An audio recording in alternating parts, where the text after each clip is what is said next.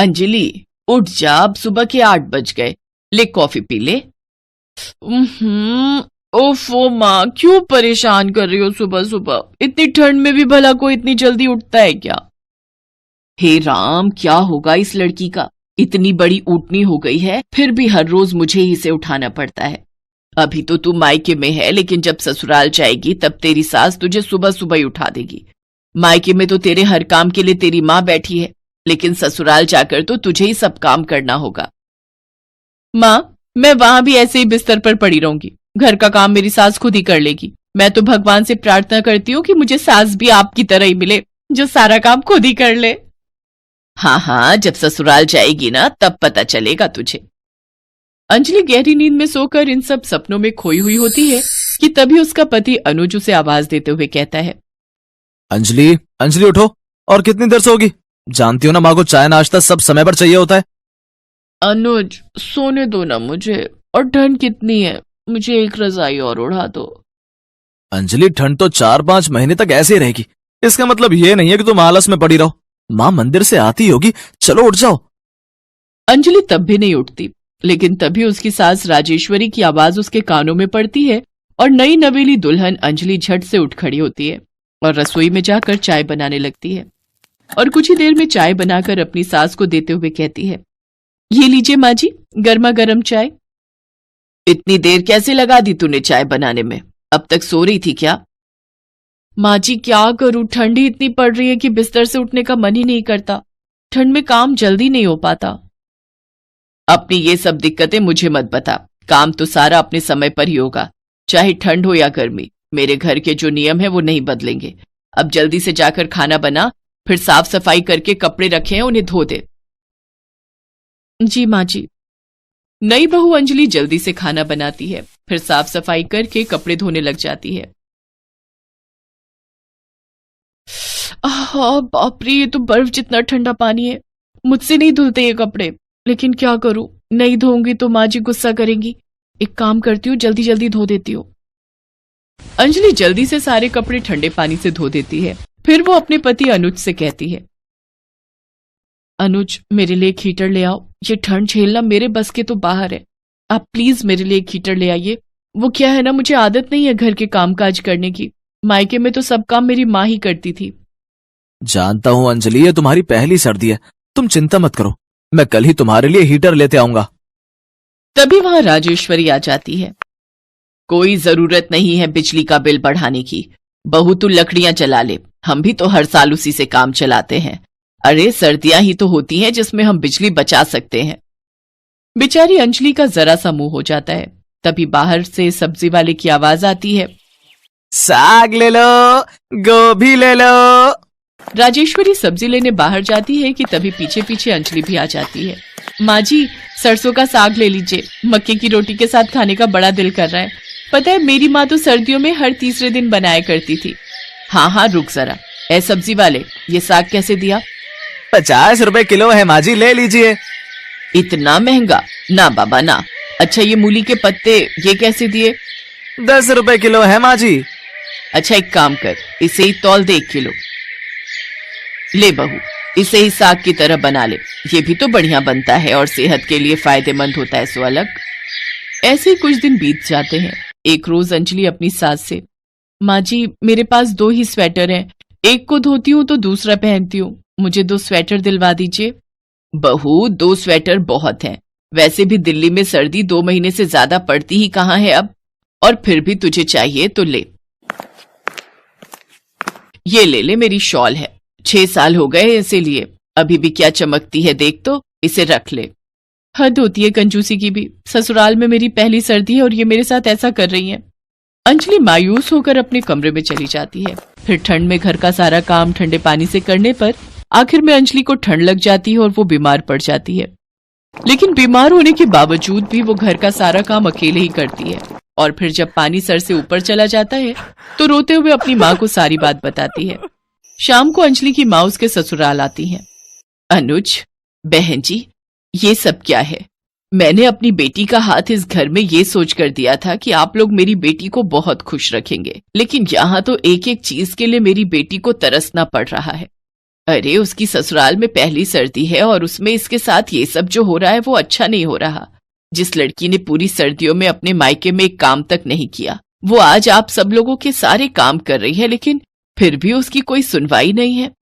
ये सब मैं क्या सुन रहा हूँ माँ? आपकी कंजूसियों के चलते आज मेरी बीवी का क्या हाल हो गया है।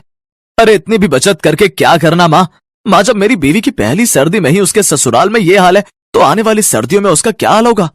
उन सब की बातें सुनकर राजेश्वरी को अपनी गलती का एहसास हो जाता है और वो अपनी बहू से माफी मांगते हुए कहती है, मुझे माफ कर दे बहू, मैं तो बस थोड़ी बचत करके तुम्हारे भविष्य के बारे में सोच रही थी, लेकिन मुझे अब अपनी गलती का एहसास हो चुका है। मैं अब अपनी बहू को किसी चीज की कमी नहीं होने दूंगी। इसके बाद राजेश्वरी घर में गीजर, हीटर का इस्तेमाल अपनी बहू को करने देती है। साथ ही उसे सरसों का साग और मक्के की रोटी अपने हाथों से बनाकर खिलाती है और उसे 2-2 नए स्वेटर भी दिलाती है। साथ ही अब राजेश्वरी सर्दियों में घर के काम के लिए एक काम वाली बाई भी रख लेती है और खाना बनाने में अंजलि की मदद भी करती है।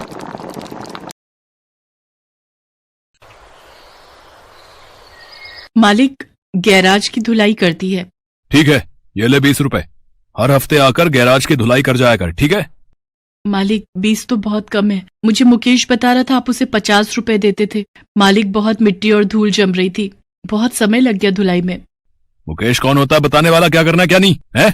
करना है तो 30 रुपए में कर ले, वरना मैं कोई और ढूंढ लूंगा। सरिता के लिए वो 30 रुपए भी बहुत कीमती थे। एक गरीब विधवा औरत जो कि अपने पति के जाने के बाद अपनी 3 बेटियों को पाल रही है। सरिता झाड़ू पोछे के काम करके गुजारा करती है। सर्दियों की कड़कड़ाती ठंड में ठिठुरती हुई वो पूरा दिन काम करके शाम को घर लौटती है। वो जिस झुग्गी में अपनी बेटियों के साथ रहती थी वो किराए की थी और किराया था 300 रुपए। कुछ दिन पहले ही सरिता जिस घर में काम करती थी वो काम उसका छूट गया। इस कारण सरिता बहुत परेशान थी।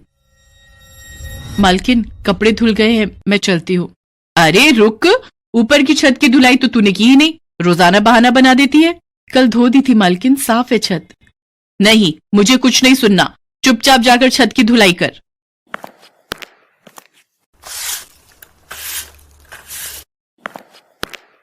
मालकिन छत की सफाई हो गई है, अब जाऊं? रात होने वाली है, बच्चे घर पर अकेले हैं। हाँ जा, पर कल सुबह टाइम पर आ जाना, मेहमानों ने आना है, बहुत काम होगा। आज तो बहुत देर हो गई, पता नहीं तीनों ने कुछ खाया भी होगा या नहीं। ब्रेड और एक दूध की थैली लेती जाती हूँ, बच्चे कुछ तो खा ही लेंगे।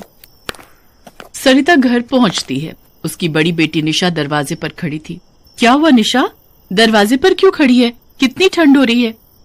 माँ, पूजा की तबीयत ठीक नहीं है, उसे बहुत तेज बुखार है। अरे पूजा, क्या हुआ बिटिया? माँ बहुत ठंड लग रही है। हे भगवान, तेरा तो बदन तप रहा है। रुक, मैं तेरे लिए दवाई बनवा कर लाती हूँ। सरिता पड़ोस में बनी दवाई की दुकान पर जाती है और सारी परेशानी बताती है।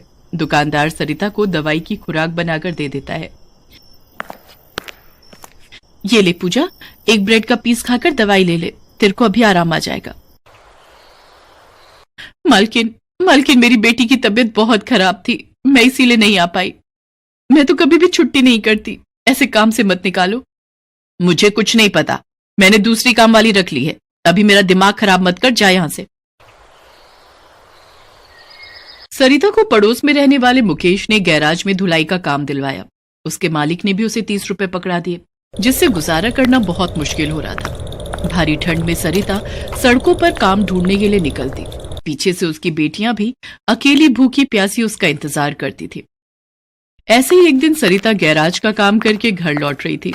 रास्ते में सरिता को चक्कर आने लगे और सामने से आती हुई एक गाड़ी का एक्सीडेंट हो गया। लोगों की भीड़ लग गई।